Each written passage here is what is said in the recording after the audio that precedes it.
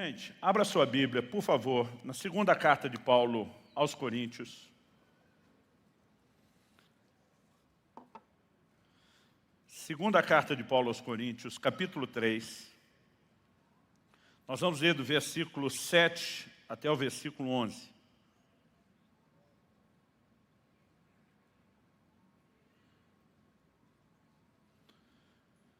Eu vou ler a maior parte dos textos na Nova Almeida atualizada.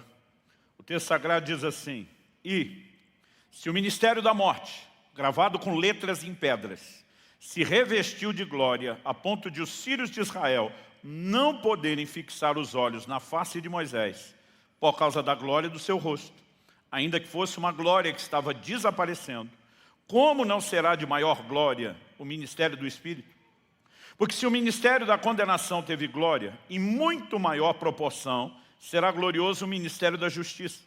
Pois nesse particular, o que era glorioso já não tem mais glória diante da glória atual, que é muito maior. Porque se o que estava desaparecendo teve a sua glória, muito mais glória tem o que é permanente. Deus, suplicamos graça, favor do Senhor, a liderança do Teu Espírito na exposição, na aplicação da Tua Palavra. E oramos, ó Deus, por mais do que informação. Oramos por compreensão, entendimento espiritual, oramos pelo Teu toque, oramos por um ambiente onde a Tua Palavra prevaleça.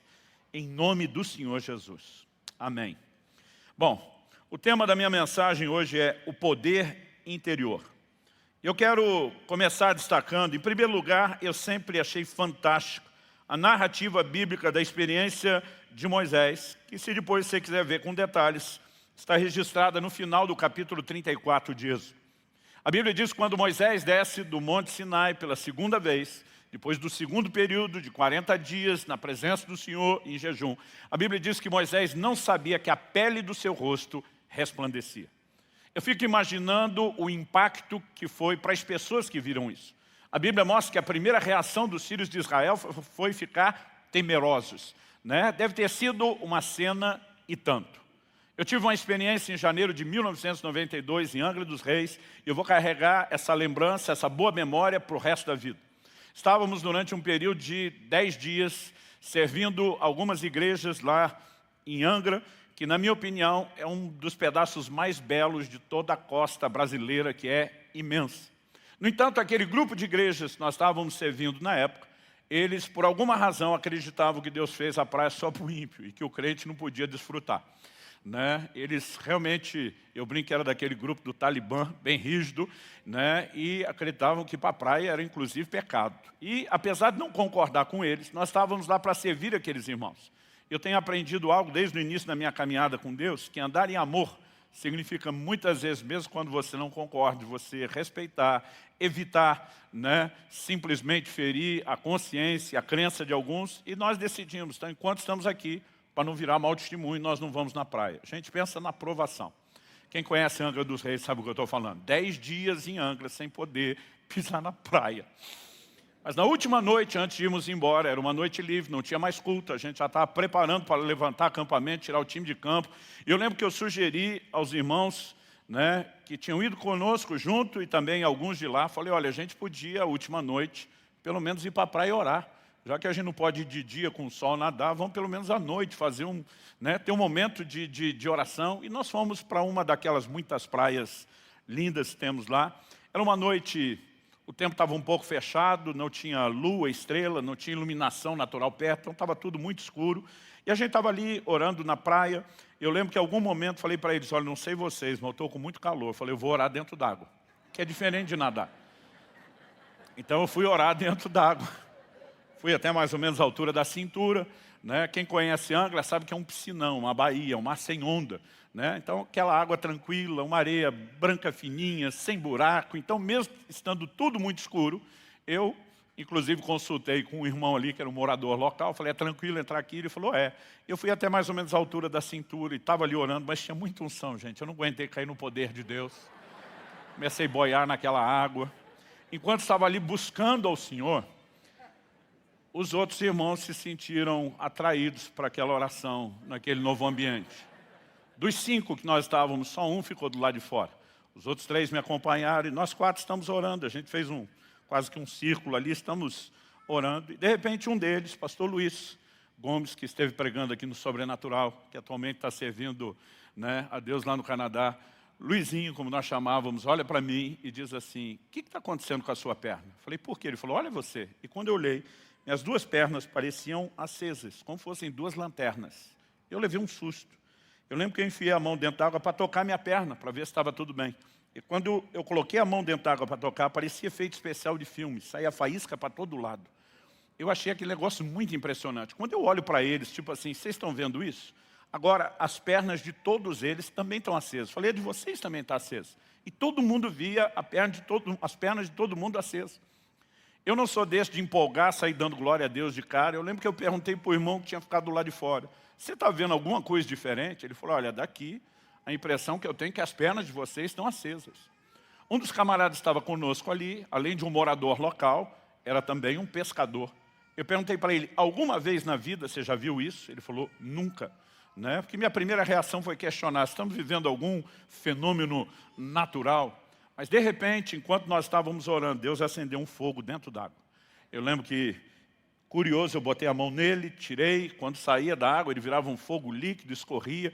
Gente, foi um negócio fantástico. Um dos camaradas tinha ido conosco era um novo convertido, recém-saído de um mundo das drogas, no qual ele viveu assim, de forma intensa. Tanto que no caminho, ele estava me compartilhando o testemunho. Eu tinha feito até algumas perguntas do que ele fez, do que não fez, do que usou, do que não usou. E eu só lembro, quando ele viu aquele fogo acender, ele passou o resto da noite gritando, Jesus, isso é melhor que chá de cogumelo. E nós tivemos uma experiência assim, única, inesquecível. Gente, por que eu estou tentando contar isso? Eu achava o máximo que aconteceu com Moisés. A nossa não tem nem comparação. Por quê?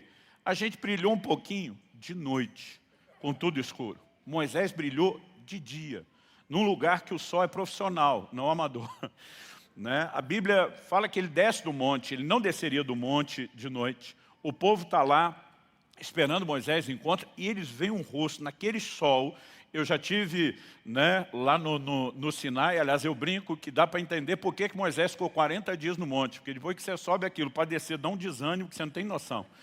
E ele não teria descido, hoje em dia, a gente tem caminhos facilitados para os turistas, e mesmo assim, a turma sobe de noite, com iluminação artificial, mas desce logo no início do amanhecer, né, porque é perigoso descer à noite. Então, ele desce de dia, o povo ainda vê o rosto brilhando, deve ter sido uma experiência única.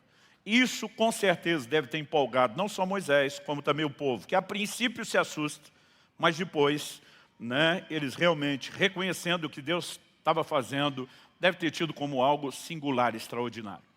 O apóstolo Paulo, movido pelo Espírito Santo, pega esse exemplo de Moisés. E ele começa a falar que o ministério da lei, o que ele chama de o ministério da morte, vem em glória.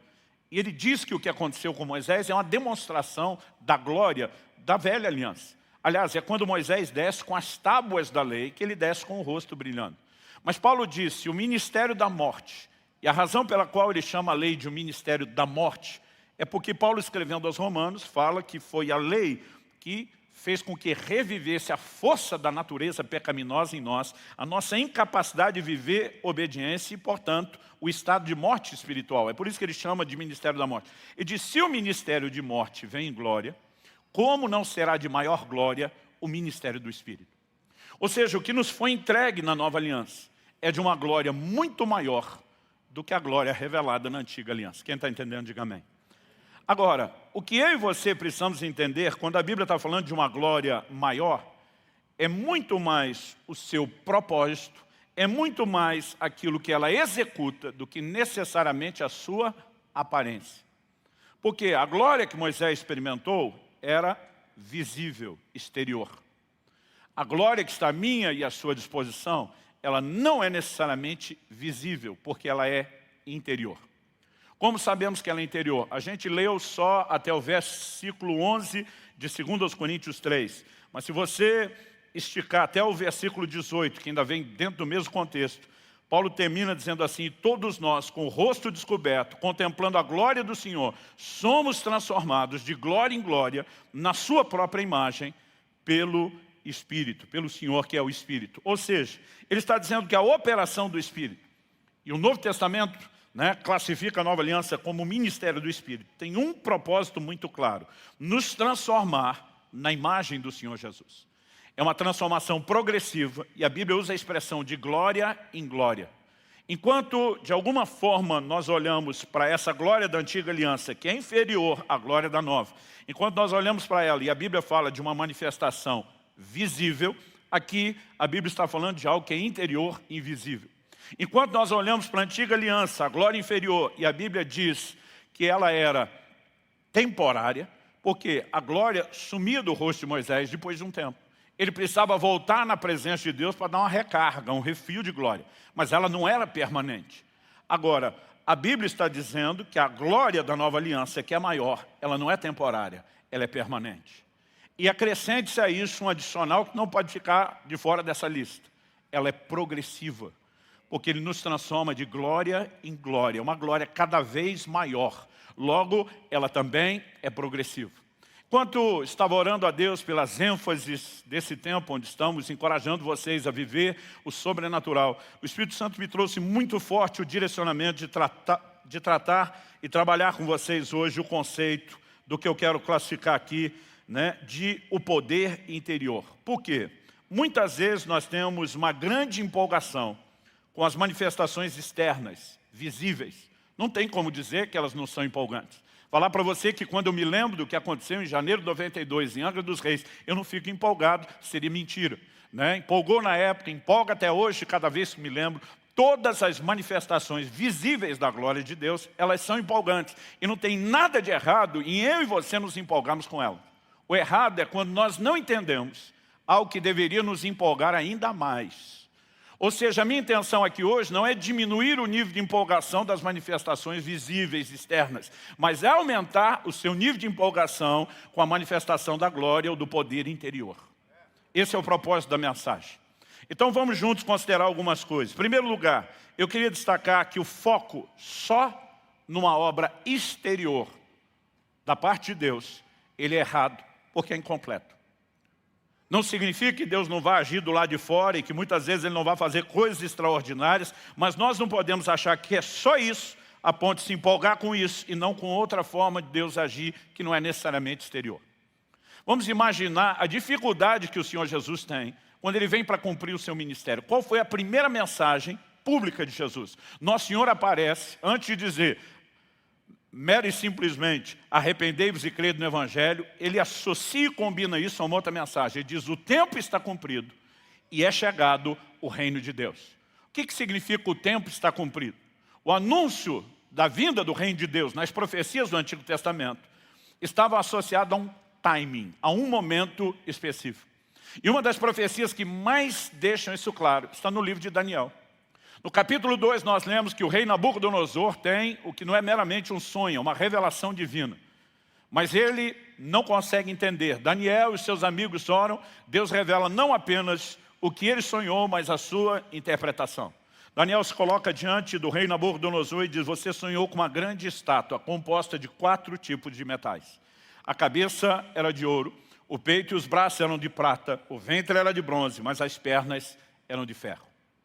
Então ele olha para o rei e diz: a cabeça de ouro é você. O que ele está dizendo? Babilônia foi, isso é história, não é só relato bíblico, foi o primeiro império de proporções mundiais. Nunca antes na história alguém dominou o mundo da sua época. Babilônia foi o primeiro império mundial. Nós sabemos pelo próprio livro de Daniel, que a história confirma, que os medo-persas sucederam a Babilônia no domínio mundial. Então eles foram o segundo império mundial. O livro de Daniel já profetizou que o terceiro império, antes de acontecer, ele já havia profetizado, seria a Grécia. E a história nos mostra que foi a Grécia de Alexandre o Grande, o terceiro império mundial. Cada um daqueles 4 tipos de metais representava um império. Então, quando Daniel diz: a cabeça de ouro é você, mas ele diz: depois de você virá um reino inferior ao seu, ele está dizendo que cada mudança de metal é mudança de império. Na visão, uma pedra era cortada sem auxílio de mãos, ou seja, não era algo humano, era uma intervenção divina. E essa pedra cortada sem auxílio de mãos, ela vinha atingir a estátua, aonde? Nos pés. Em outras palavras, o anúncio era: nos dias do 4º império, a pedra virá. Quando você olha para o Velho Testamento, uma das maiores incidências nas profecias messiânicas sobre a vinda de Jesus está relacionado com a pedra. A pedra que os edificadores rejeitaram, a pedra de esquina, a pedra angular, e a lista vai longe. Essa pedra cortada sem auxílio de mãos era uma intervenção divina. O Messias viria nos dias do Quarto Império.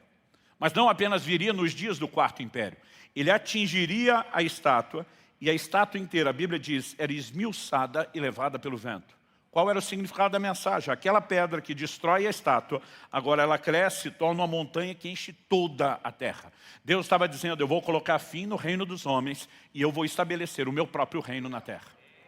Agora Jesus aparece nos dias do Quarto Império, o Império Romano, dizendo, o tempo está cumprido. Que tempo? O tempo anunciado pelas Escrituras. E ele diz, o reino de Deus chegou.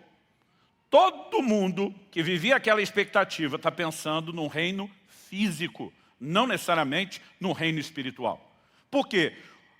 Aquela estátua que seria substituída era um reino físico. E eles não conseguiram entender a expressão de um reino espiritual. E o Senhor Jesus teve uma certa dificuldade, vamos dizer assim, para trabalhar esse entendimento e essa compreensão. Alguns dos textos que nos mostram isso, por exemplo, Lucas capítulo 19, verso 11, diz assim, ouvindo eles essas coisas, Jesus propôs uma parábola. Visto estar perto de Jerusalém e lhes parecer que o reino de Deus havia de se manifestar imediatamente. Jerusalém era a capital do reino. Vamos imaginar o contexto, trocando lugar com ele, só para vocês entenderem, que Jesus, na versão brasileira, está indo para Brasília. A turma está dizendo, é agora que vai assumir o poder. Jesus olha e percebe que eles estão esperando que o reino vai se manifestar imediatamente. Então ele conta uma parábola. Qual a parábola? Lá em Lucas 19, ele vai falar sobre a necessidade de que esse rei se ausente por um tempo e que somente na sua segunda vinda é que o reino de fato seja estabelecido. Com isso, nosso Senhor nos mostrou que o reino físico será estabelecido somente por ocasião da sua segunda, não da primeira vinda. O que é que ele veio fazer na primeira vinda? Em Lucas, no capítulo 17, nos versos 20 e 21, a Bíblia diz assim, interrogado pelos fariseus sobre quando viria o reino de Deus, Jesus lhes respondeu, não vem o reino de Deus com visível aparência, nem dirão ele ou aqui ou lá está, porque o reino de Deus está dentro de vós. Na primeira vinda, Jesus está dizendo, eu ainda não vim estabelecer o reino físico, isso fica para o meu retorno. Nessa primeira vinda, eu vim estabelecer um reino espiritual.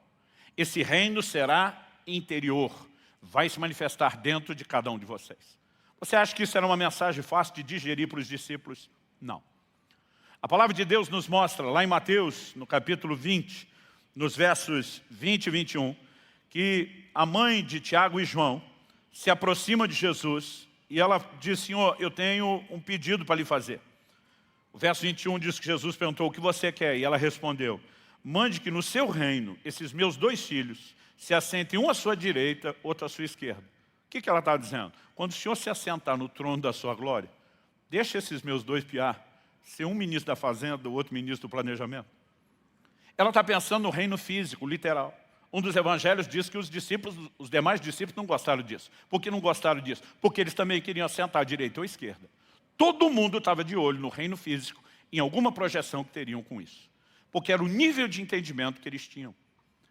Você pode observar uma outra dificuldade dos próprios discípulos de Jesus, de entender que foco só naquilo que é exterior é errado, pelo comportamento que eles tinham. Por exemplo, no Evangelho de Lucas, no capítulo 9, a partir do verso 51 até o 55, a Bíblia diz que uma aldeia de samaritanos não quis receber Jesus enquanto ele estava de viagem, porque o seu aspecto era de quem decididamente ia a Jerusalém. Os judeus não se davam com os samaritanos, e eles decidem, nós não vamos te acolher aqui. Os discípulos de Jesus ficam indignados, com aquela vontade da carteirada e dizer, você sabe com quem está falando? E a Bíblia diz que Tiago e João, que Jesus apelidou de Boanerges, filhos do trovão, isso não é porque eram dóceis, eram rudes pescadores, provavelmente tempestuosos no jeito de falar e comportar. A Bíblia diz que os dois viram para Jesus e disseram, o Senhor quer que nós oremos para que desça fogo do céu e os consuma? Provavelmente eles estavam inspirados na história de Elias, segundo Reis capítulo 1. Quando o rei Acabe manda um capitão com 50 soldados prender Elias, ele está no cimo do monte, a Bíblia diz que o capitão chega e fala para ele, homem de Deus, desce, o rei manda você descer. E Elias responde e diz, se eu sou homem de Deus, eu vou te dizer o que desce. Quem desce não sou eu. Vai descer fogo do céu, vai consumir você os 50. Pum, incinerou todo mundo num instante. Vem um segundo capitão com 50. Homem de Deus desce. Se eu sou homem de Deus, vai ver o que é que vai descer. É fogo do céu. De novo, mais 51 incinerados. Vem o terceiro capitão e implora para Elias, não mate o mensageiro. Tem nada a ver com a sua treta com Acabe. Que a nossa vida seja preciosa aos seus olhos. A Bíblia diz que um anjo falou para Elias, desce, vai com ele. Eu acho que eles inspiraram nisso. Por quê? Manifestações externas são empolgantes. Eu dou graças a Deus que a maioria de nós não tem acesso a esse poder de fazer descer fogo do céu. Porque a gente não teria capacidade de gerenciar isso direito.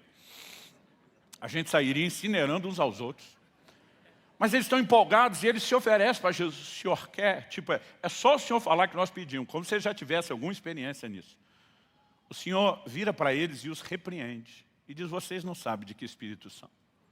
O Filho do Homem não veio para destruir, veio salvar as vidas dos homens. Ele está dizendo, vocês estão focados em manifestações externas. Eu estou focado em transformação interior, em mudança de vida. E sabe, você vai percebendo que mesmo depois que o Senhor morre e ressuscita, eles ainda estão. E agora? O reino físico vem? Atos 1,6. É nesse tempo que restauras o reino a Israel. Tudo bem que antes da sua morte tinha esse negócio do reino dentro, mas e agora? Vai rolar do lado de fora? Ou seja, eles tinham um foco muito intenso naquilo que era externo e um foco muito pequeno, ou quase nenhum, naquilo que era interno. O que me faz fazer a seguinte pergunta. Como temos repetido esse mesmo erro hoje, atualmente, como igreja? Porque muitas vezes nós nos empolgamos com tudo aquilo que é externo. E como eu disse no início, a minha intenção não é baixar o nível de empolgação com o que é externo, mas nós precisamos aumentar em relação àquilo que é interno ou interior. Porque muitas vezes quando falamos de dons, quando falamos da unção, quando falamos de experiências com o sobrenatural, existe um elevado nível de empolgação. Mas quando falamos de um processo interior de transformação, a empolgação não é a mesma. Porque se fosse, nós estaríamos, no mínimo, nos doando a essa busca da mesma forma como a outra. Agora, se entendêssemos que essa glória ou poder interior é ainda maior, então a gente não deveria nem estar buscando só em pé de igualdade, mas talvez deveria haver uma ênfase ainda maior nesse processo de transformação interior. Mas a nossa limitação, a forte entendimento, tem roubado também a disposição de buscar, pelo menos da forma como nós deveríamos fazer. Em primeiro lugar, eu destaquei que o foco só no exterior é errado. Em segundo lugar, eu quero chamar a sua atenção para uma declaração importantíssima quando falamos em termos de propósito. Em Colossenses, no capítulo 1, no verso 27, a Bíblia diz assim, a estes Deus quis dar a conhecer a riqueza da glória desse mistério entre os gentios, que é Cristo em vocês, a esperança da glória. A Bíblia diz, Deus quis dar a conhecer a riqueza da glória, de um mistério. Mistério é porque aquilo não é facilmente enxergado ou perceptível. Está falando de um segredo, de algo que permaneceu oculto. Ele está dizendo Cristo em vocês, do lado de dentro, a esperança da glória. Se eu e você vamos viver a plenitude da glória de Deus, isso só é possível quando entendemos o que significa Cristo em nós. O que significa a expressão Cristo em nós? Vamos deixar que o próprio Paulo, com a sua mesma linguagem, explique isso. Bom, ele já tinha dito em 2 Coríntios 3,18, a respeito desse poder do Espírito Santo agindo em nós com um propósito. Ele diz que o Espírito nos transforma de glória em glória na imagem do Senhor. O poder interior visa a transformação. E a transformação ela acontece dentro de um padrão. A reprodução da imagem de Jesus em nós. Quando nós entendemos isso, e aliás isso tem que ser entendido como o cerne do Evangelho. Romanos 8, 29 diz, aos que dantes conheceu, também os predestinou, a fim de que fossem conformes à imagem de seu Filho Jesus. Quando você olha para Efésios 4,13, a Bíblia fala sobre crescermos até alcançar a estatura do varão perfeito, até que alcancemos a plenitude de Cristo. 1 de João 2,6 diz, se alguém diz estar nele, em Cristo, deve andar como ele andou. 1 de Pedro 1,21 diz que ele nos deixou exemplo, a fim de que sigamos as suas pegadas. E as repetições e a ênfase do Novo Testamento é muito clara. O cerne do Evangelho é que eu e você possamos ser transformados progressivamente na imagem do Senhor Jesus. O Evangelho é muito mais do que o perdão de pecados já cometidos. É transformação. E o modelo de transformação é o próprio Senhor Jesus. A imagem de Cristo deve ser formada em nós. Com isso em mente, eu quero que você possa considerar comigo a declaração de Paulo em Efésios, no capítulo 3. A partir do versículo 14, o apóstolo Paulo fala de um posicionamento de oração. Ele diz: por essa razão eu me ponho de joelhos diante do Pai, de quem toda a família nos céus e na terra recebe o nome. Para que ele se põe de joelho? Para orar. Pelo que ele orava? Verso 16. Peço a Deus que, segundo a riqueza da sua glória, de novo a glória envolvida, e de forma rica, conceda a vocês que sejam fortalecidos com poder, mediante o seu Espírito, no íntimo de cada um. Ou, como diz as traduções mais clássicas, no homem interior. Há um poder do Espírito Santo, cujo propósito é se manifestar no íntimo de cada um de nós. Qual o propósito desse poder interior? Que não é necessariamente o exterior, que vem operando os sinais, os prodígios, os milagres. Qual o propósito do poder interior? Verso 17 diz: e assim. Outras versões, como a NVI, diz: para quê? O que mostra que esse é um indicativo de propósito. E assim, pela fé, que Cristo habite no coração de vocês, estando vocês enraizados e alicerçados em amor. Isso para que com todos os santos vocês possam compreender qual a largura, o comprimento, a altura e a profundidade, e conhecer o amor de Cristo, que excede todo entendimento, para que vocês fiquem cheios de toda a plenitude de Deus. Diga comigo: cheios de toda a plenitude de Deus. Ou seja, eu e você não vamos experimentar a plenitude de Deus sem o poder interior. A plenitude de Deus não é apenas viver o poder que opera exteriormente. Ele também está incluso, é parte do pacote, mas não o define. Eu e você só vamos viver a inteira plenitude de Deus se entendemos o que significa que Cristo habite em vocês. Aqui não está falando de habitação no sentido de presença. Porque se o Espírito Santo já está habitando em mim e você, operando no homem interior, é lógico que nós já temos a presença de Cristo. Quando ele está falando que Cristo habite, é que ele seja visto em vocês. Que a revelação de Cristo, da transformação de vocês na imagem do Senhor, se torne perceptível. Então nós precisamos entender que o poder interior, que Cristo em nós, é o desenvolvimento da imagem do Senhor Jesus na minha e na sua vida. Quando nós começamos a levar isso em consideração, porque acredito que, como mencionei anteriormente, isso tem a ver com o cerne do Evangelho. Por exemplo, em Gálatas 4,19, Paulo diz: meus filhos, por quem de novo estou sofrendo as dores de parto, até que Cristo seja formado em vocês. O que significa Cristo ser formado em nós? Que quando eu e você nos convertemos, ele vem estilo menino Jesus na manjedoura, e agora tem que crescer, não de forma literal, mas o desenvolvimento da sua imagem, sim. Cristo precisa ser formado em mim e você, porque transformação é um processo, é de glória em glória, não é ato instantâneo. E é essa transformação da imagem de Jesus em nós que está relacionada com o poder interior. E se eu e você conseguimos entender o peso que isso tem no plano espiritual, talvez a nossa empolgação para buscar aquilo que deveria estar sendo buscado de forma mais intensa mude. Porque, gente, falando sério, nós somos muito mais empolgados para buscar a ação exterior de Deus do que a interior. Vamos considerar o modelo de oração que nosso Senhor nos ensinou e nós apelidamos de Pai Nosso. O pão nosso de cada dia nos deu hoje. Pensa no negócio que o crente ora por provisão, até quem tem. Agora, na mesma oração, o Senhor nos ensinou a dizer: não nos deixe cair em tentação, mas livra-nos do mal do maligno. Esse é o tipo de oração que a maioria não faz. Porque, de alguma forma, nós valorizamos muito mais aquilo que é exterior do que aquilo que é interior. Em Mateus 26, no verso 41, Jesus diz: vigiai e orai para que não entreis em tentação. Ele está falando de um nível de oração. Não é orar depois que está sendo tentado, não é orar depois que você já caiu. Ele está falando de uma vida de oração para que isso nem aconteça.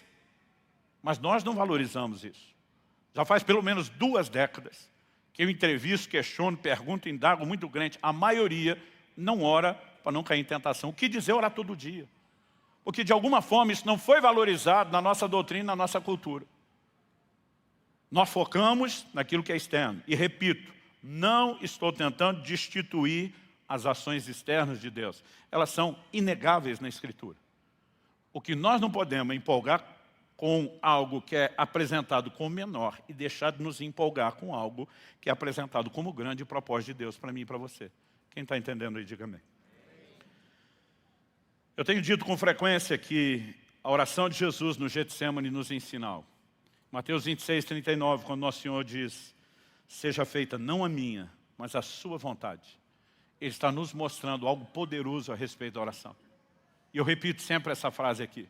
Oração não é só o meio através do qual eu e você conseguimos de Deus tudo que a gente quer. Oração também deveria ser o meio através do qual Deus consiga de nós o que Ele quer. Oração deveria ser parte de um ambiente de rendição à sua vontade, onde o governo de Deus vai se estabelecendo no nosso íntimo, onde Ele vai assumindo o controle e eu e você vamos perdendo o controle. Onde a semelhança de João Batista a gente possa dizer: convém que ele cresça e que eu diminua. Agora, com isso em mente, eu quero partir para o nosso terceiro e último tópico. Em primeiro lugar, falei que o foco só no exterior é errado, no mínimo incompleto. Em segundo lugar, que a glória do Novo Testamento é Cristo em nós, a esperança da glória. Mas em terceiro e último lugar, eu quero destacar o que eu vou chamar aqui da grandeza da obra interior do Espírito Santo. Eu quero te ajudar a fazer essa leitura a partir de um texto que está lá em Mateus, no capítulo 11. O versículo 7 diz assim: quando os discípulos de João Batista foram embora, Jesus começou a dizer ao povo a respeito de João. Então tudo que ele está falando a partir de agora é a respeito de João Batista. No verso 9, Jesus pergunta: sim, o que foram ver um profeta? Sim, eu lhes digo, e muito mais do que um profeta. Esse é aquele de quem está escrito: eis que eu envio adiante de você o meu mensageiro, que preparará o caminho diante de você. Em verdade lhes digo, entre os nascidos de mulher, não apareceu ninguém maior do que João Batista. Olha o peso dessa frase, proferida pela boca do Nosso Senhor. Não apareceu ninguém maior do que João Batista entre os nascidos de mulher. Um dia alguém brincou, falou: pastor, então a exceção é Adão, que não nasceu de mulher. Eu falei: não, o cabeção também não está nessa lista, porque nós sabemos que ele azarou a nossa vida em vez de nos ajudar. Jesus diz: mas o menor no reino dos céus é maior do que ele. E ele diz, ele segue falando de João Batista, né? Desde os dias de João Batista e agora o reino de Deus sofre violência, os que usam de força se apoderam dele. Verso 13, porque todos os profetas e a lei profetizaram até João. Ele está dizendo que existe um ponto de virada em João. E eu e você precisamos levar isso em consideração. Eu durante muito tempo tive dificuldade para entender como é que João Batista foi maior do que Moisés. A Bíblia não fala de uma linha de comunicação que ele tinha com Deus, face a face como homem, fala com o seu amigo, e nem tampouco dos sinais, prodígios e milagres operados. Ele não legislou nada, mas era maior do que Moisés. Ele não operou os milagres de Elias, embora tenha vindo no espírito e no poder de Elias. Houve arrependimento, mas não desceu fogo do céu, não teve nada de muito diferente ou visível. Ele não compôs canções de adoração a Deus, nem foi chamado de um homem segundo o coração de Deus como Davi, mas era maior do que Davi. Era maior do que Samuel. E durante muito tempo eu dizia: esse camarada não escreveu nada. Não há registro de um único milagre que ele operou. Ele precede Nosso Senhor, tem um ministério impactante, eu não estou tentando diminuir isso, mas quando compara com os grandes vultos, como ele pode ser maior do que eles? O problema é que durante muito tempo eu pensava em ser maior na perspectiva de realização. O grande diferencial de João Batista está no anúncio do seu nascimento. O anjo anuncia a seu pai Zacarias: ele será cheio do Espírito Santo desde o ventre da sua mãe. Ele vai carregar algo interno que os da antiga aliança não tinham. Ninguém no Antigo Testamento nascia de novo. Eles experimentavam o Espírito do Senhor vindo sobre eles. Não era algo permanente. Ele seria o primeiro, a já antes do nascimento, carregar uma manifestação interior do Espírito Santo.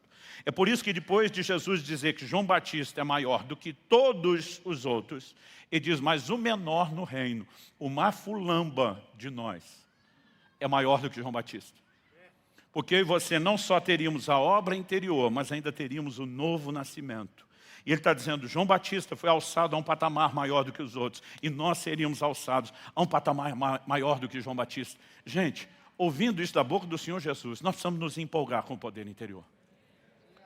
Há uma glória maior, e essa glória é o poder de transformação na imagem do Senhor Jesus. O Evangelho tem que se tornar para mim e para você mais do que um meio de obter uma vida terrena melhor. Ele é muito mais do que isso. Ainda que Deus vai intervir em circunstâncias da nossa vida presente, nós estamos trabalhando em função daquilo que é eterno. Aliás, Paulo disse, é só para essa vida que esperamos em Cristo. Nós somos de todos os homens os mais infelizes. Nós estamos vivendo a construção de algo extraordinário e nós precisamos olhar para a grandeza dessa obra interior do Espírito Santo. Gente, eu olho para aquilo que Deus tem feito na terra nos últimos anos, eu diria nos últimos séculos, é extraordinário. A maioria de nós talvez não tenha noção, porque não estudou muito a história da igreja. Mas depois dos primeiros séculos, falei isso há pouco tempo aqui atrás, as manifestações do Espírito foram minguando, quase desaparecendo da história da igreja. E durante muito tempo permaneceu assim. Na virada do século XIX para o XX, o movimento pentecostal irrompeu e espalhou como fogo em capim seco na terra toda. O batismo no Espírito Santo, a evidência do falar em línguas, os dons do Espírito começaram a ser restaurados. As manifestações dos sobrenaturais começaram a ser devolvidas à igreja. Mas mesmo quando eu olho para o ministério que o próprio Deus promoveu, restaurou para os pentecostais, eu percebo que nós começamos a desenvolver uma grande ênfase nas manifestações externas. Mas uma ênfase pequenininha, ou quase nenhuma, na transformação interior. Depois de décadas de um mover do Espírito progressivo, iniciou-se mais ou menos na virada da década de 50, ali para 60, começa a se espalhar pelo mundo todo uma mensagem de fé.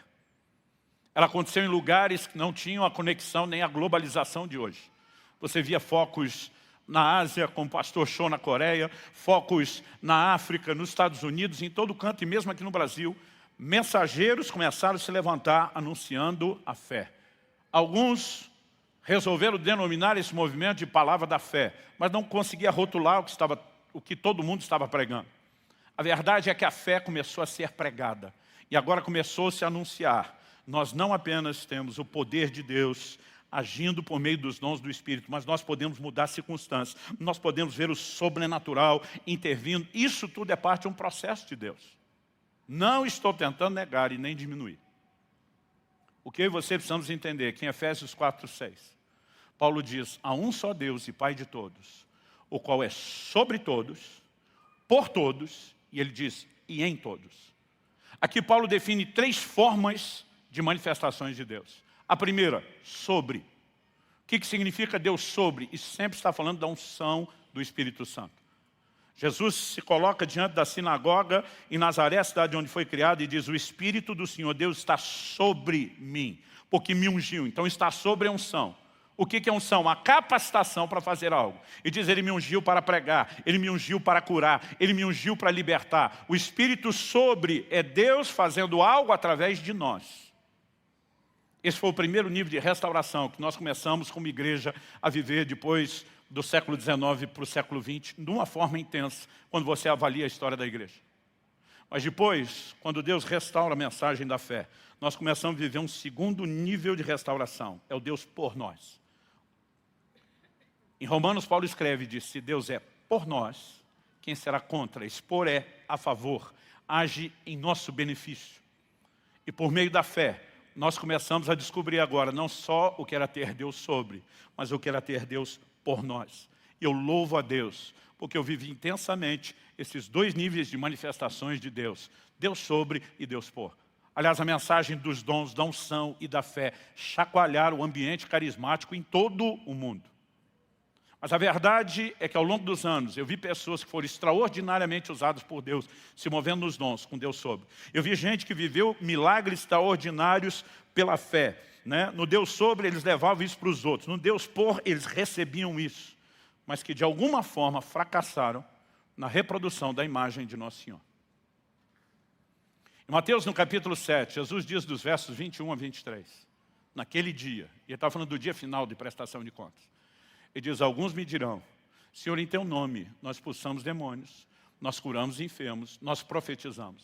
Jesus não disse que ia olhar para ele e dizer, coisa nenhuma, vocês não fizeram nada disso, ou não fizeram do meu nome. O simples fato de continuar, sem nenhum questionamento, nos mostra que Nosso Senhor está, de fato, atestando que eles fizeram isso em seu nome. Mas a história termina de forma triste, com ele olhando para essas pessoas dizendo, apartai-vos de mim, eu não vos conheço. Vocês que praticam iniquidade. Sabe o que ele está dizendo? Não adianta nada vocês terem vivido Deus sobre, Deus por, se vocês não viveram Deus em. Não viveram transformação, não viveram vitória sobre o pecado, não viveram santificação. Quem está entendendo, diga amém. Então me ouça com atenção, porque eu creio que eu falo isso pelo Espírito de Deus. Um dos últimos e grandes e poderosos moveres do Espírito de Deus na terra vai trabalhar a ênfase de Deus em nós. Nós não vamos perder o Deus sobre, acredito que isso precisa ser ampliado. Nós não vamos perder o Deus por, acredito que isso ainda será aumentado. Mas nós precisamos entrar nessas águas de Deus em nós, o poder interior, nos transformando na imagem do Senhor Jesus. E aqui eu quero aproveitar o gancho e dizer mais uma vez. O jejum não vai afetar só a capacidade de vivermos a unção. O jejum não vai afetar apenas a capacidade de vivermos experiência. Uma das coisas que eu orei na minha última semana de jejum, quando entre o terceiro e o quarto culto, do domingo do dia 13, que o pastor Tomás estava pregando aqui, eu entreguei o jejum, saí na porta, um irmão me parou e falou, olha, Deus mandou fazer isso por você. É impressionante como acontecem coincidências quando você começa a jejuar. Nós vamos ver mais de Deus agindo lá de fora. Mas uma das coisas que tem a ver com essa reta final de preparação é que o jejum vai nos levar a um lugar de mortificação da nossa própria carne e disposição ao domínio do Espírito de Deus em nós. E nós, como igreja, não podemos ficar falando do sobrenatural como se ele acontecer só do lado de fora. Nós queremos mais do que Deus tem para fazer do lado de fora. Mas nós não queremos só isso. Nós precisamos dessa transformação, que a imagem do Senhor Jesus possa se manifestar em nós. Que eu e você, a semelhança de João Batista, possamos também dizer que ele cresça e que eu diminua. Que o controle, que o governo dele se manifeste. Porque não é possível eu e você acreditarmos que nós podemos viver o poder do Espírito Santo para os dons, mas não para a mortificação da carne. Que nós podemos viver o poder do Espírito Santo para ver milagres acontecendo do lado de fora, mas não milagres acontecendo do lado de dentro. O Evangelho precisa nos transformar em cada área da nossa vida. Você tem que ser um marido, uma esposa melhor, um pai, uma mãe melhor, filho, uma filha melhor. Nós precisamos ser trabalhadores melhores, estudantes melhores onde servimos, e não falo mero e simplesmente de performance, mas de testemunho. Se o Evangelho não pode mudar a fibra moral do ser humano, o que dizer de toda a sociedade? Mas a verdade é que ele pode, é só nós pararmos de negligenciar o poder interior. Se a gente começar a empolgar e dizer, cara, se o rosto de Moisés brilhar é top, o que significa brilhar do lado de dentro? Porque essa glória é maior. A glória que Moisés experimentou era só externa, a que está a minha à sua disposição é interna. A glória que Moisés experimentou era temporária. Toda hora tinha que dar refil e recarga. Mas a Bíblia diz que a glória do Espírito é permanente, ela não é passageira. Agora, o que não pode ser deixado de fora dessa lista, um adicional, ela é progressiva. Cada vez que a glória de Moisés baixava, ele voltava e conseguia voltar no mesmo nível apenas. Eu e você podemos ir de glória em glória, em glória, sendo transformados na imagem do Senhor. Como não empolgar com isso?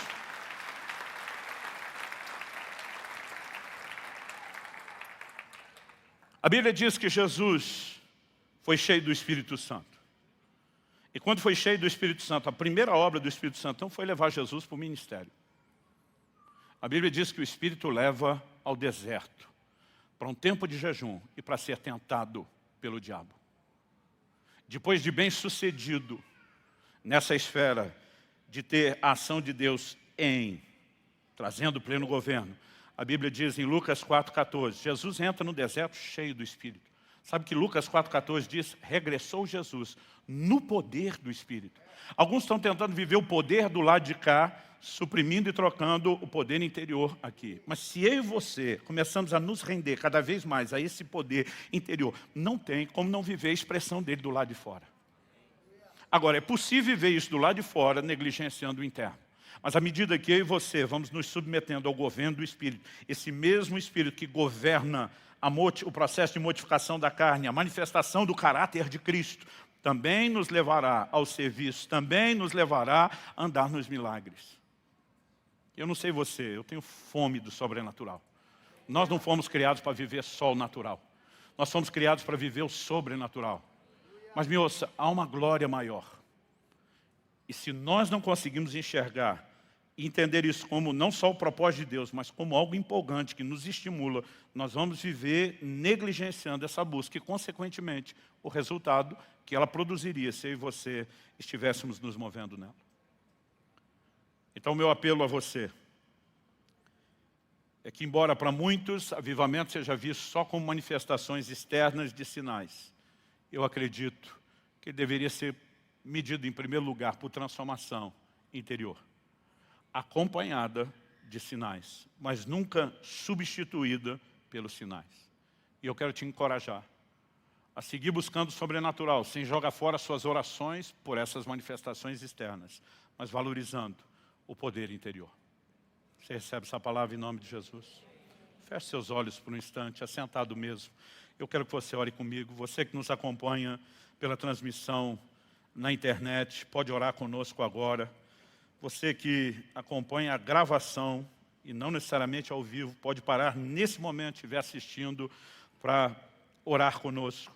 Eu quero que você, por alguns instantes, possa se colocar diante de Deus e dizer: Senhor, abre o meu entendimento.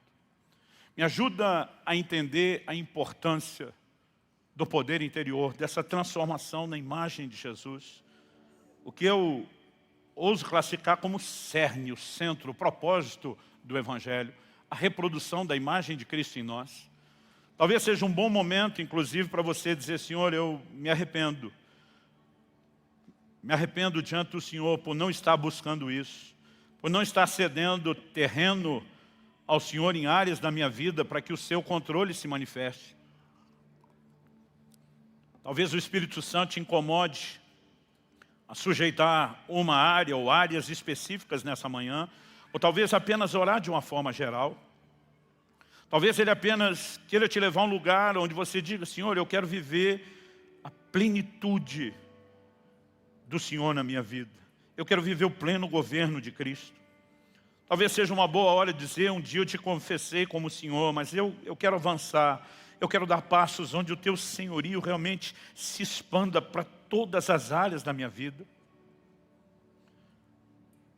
Ao longo de 30 anos servindo a Deus no ministério, pregando já há mais de 30 anos, eu louvo a Deus por cada milagre que eu vi, por cada manifestação dos dons, por cada milagre que Deus me usou para produzir na vida de alguém, ou por cada milagre que eu, pela fé, pude receber.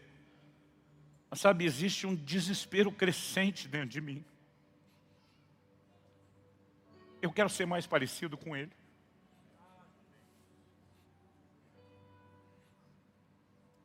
Eu quero que um dia as pessoas que viveram perto de mim possam dizer: não só esse homem carregava unção, não só esse homem era um homem de fé,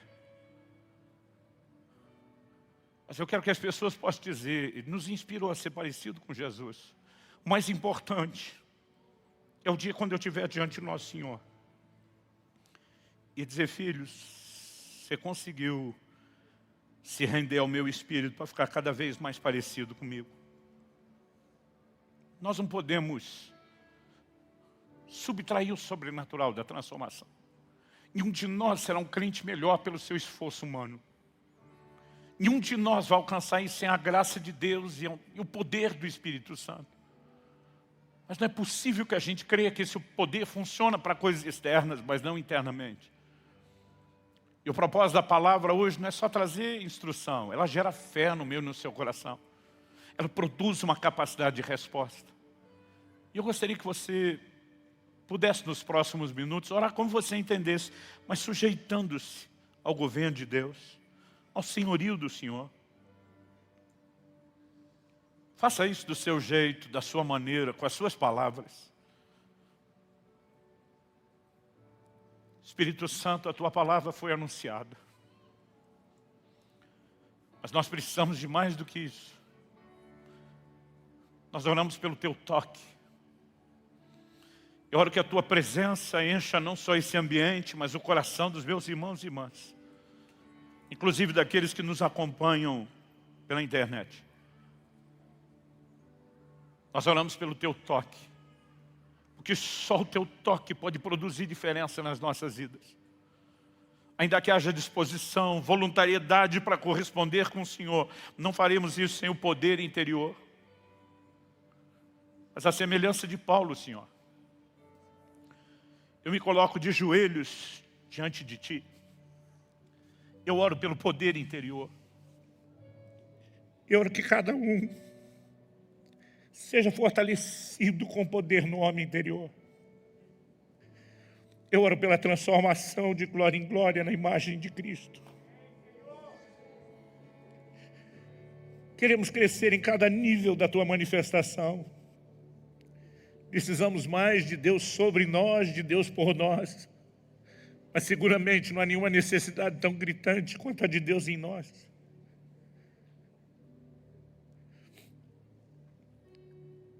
E nós queremos ouvir e corresponder com a Tua voz. Clamamos por algo não apenas aqui e agora, mas que vai além desse culto, além dessa reunião. Clamamos por um novo tempo sobre essa casa,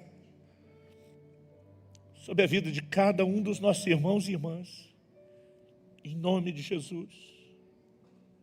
Em nome de Jesus.